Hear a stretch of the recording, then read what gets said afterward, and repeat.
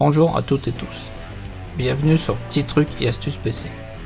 Les ransomware sont de retour, alors qu'on les avait mis au placard.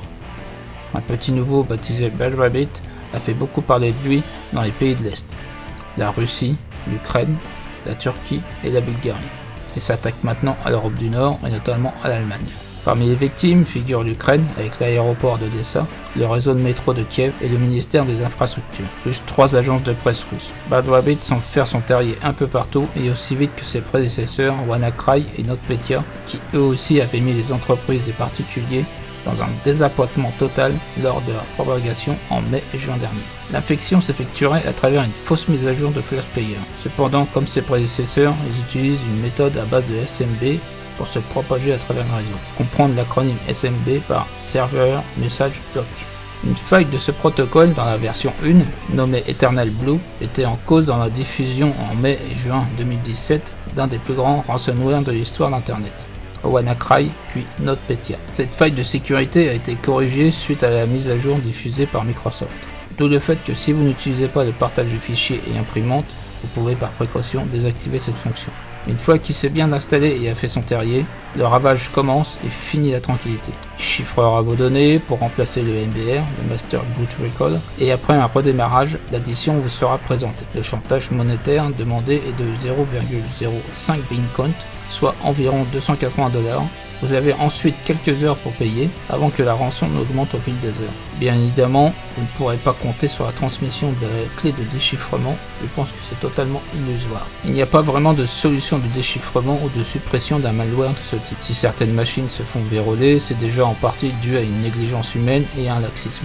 Cependant, même si des erreurs arrivent, comme toujours, la pré-réparation se fait en amont. Déjà par la sauvegarde image ISO via outils Windows et logiciels tiers de toutes vos partitions, la copie intégrale de vos partitions sur un disque externe crypté, de par la mise à jour de votre PC, programme et pilote, il existe plein de logiciels qui vous aideront à mettre en ordre. Bien évidemment, n'ouvrez pas les emails dont le destinataire vous est totalement inconnu et ne cliquez sur aucun des liens présents dans cet email. Si le service WMI n'est pas utilisé, Kaspersky recommande de le désactiver. Cependant, il existe une solution de vaccination pour les PC qui ne sont pas encore infectés, grâce à un petit script. Pour effectuer le script pour vacciner votre PC, c'est par ici. Cliquez droit sur votre bureau, sélectionnez Nouveau, puis cliquez sur Document texte. Nommez votre fichier par exemple Note Bad Rabbit. Au préalable, vous avez copié dans la description les informations concernant le script. Maintenant, il faut ouvrir le fichier et coller ce que vous avez copié. Cliquez sur Fichier, puis Enregistrer. On peut sortir. Maintenant, il faut changer l'extension du fichier. Petit rappel, pour afficher les extensions sous Windows 7, cliquez sur Organiser, puis cliquez sur Options des dossiers et de recherche. Cliquez sur Affichage, puis décocher masquer les extensions des fichiers dont le type est connu.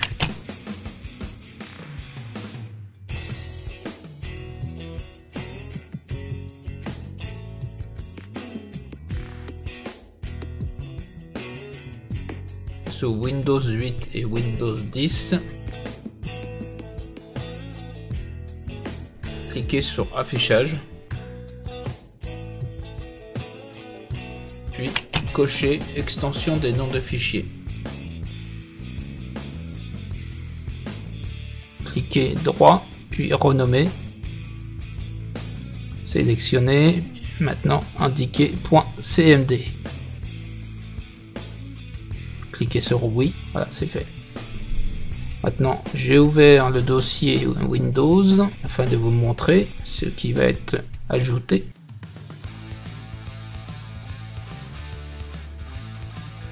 Donc, clic droit, exécuter en tant qu'administrateur. Ah, c'est fait. Nous allons pouvoir vérifier en bas 2 fichiers qui ont été créés. Ah, ils sont bien là. Désormais, vous pouvez être tranquille, vous êtes vacciné.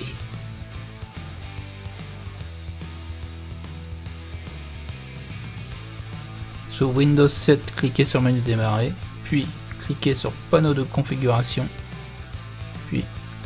sélectionnez Centre réseau et partage. Sur votre gauche, cliquez sur Modifier les paramètres de partage avancés. Nous y sommes. Maintenant, vous pouvez désactiver la découverte de réseau, désactiver le partage de fichiers et d'imprimantes, désactiver le partage des dossiers publics,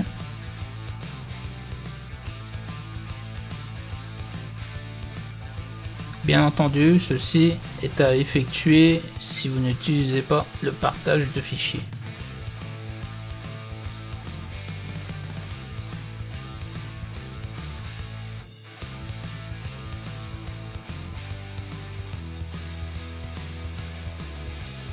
Voilà, c'est fait.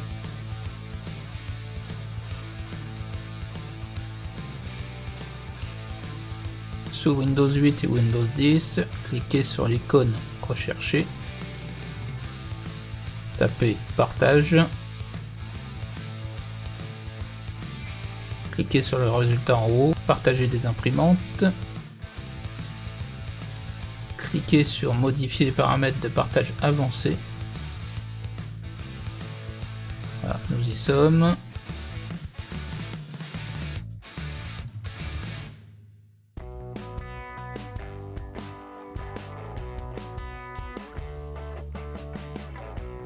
Voilà, maintenant on peut désactiver. Donc, tout ceci est inutile si on ne s'en sert pas, c'est pas la peine de le laisser.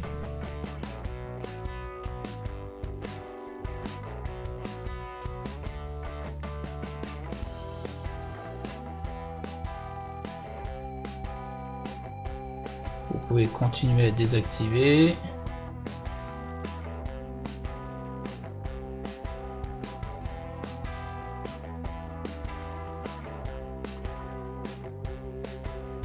Voilà, nous arrivons à la fin.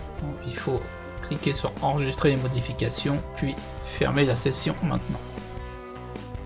Sous Windows 7, cliquez sur le menu démarrer, puis tapez dans la barre de recherche Service, puis cliquez sur le résultat qui se situera en haut. Sous Windows 8 et Windows 10, cliquez sur l'icône Rechercher, puis tapez Service, puis cliquez sur le résultat en haut. Nous y sommes. Sélectionnez Carte de performance WMI, cliquez droit dessus, cliquez sur Propriétés, cliquez sur le menu déroulant, sélectionnez Désactiver, Appliquer, puis OK.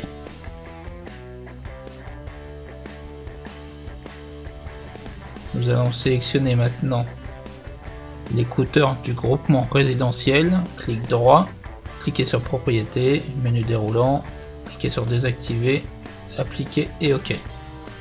Un petit peu plus bas, fournisseur du groupement résidentiel, clic droit, Propriétés, menu déroulant, Désactiver, cliquez sur Appliquer et OK. Bien entendu, tout ceci n'est valable que si vous n'utilisez pas ce service.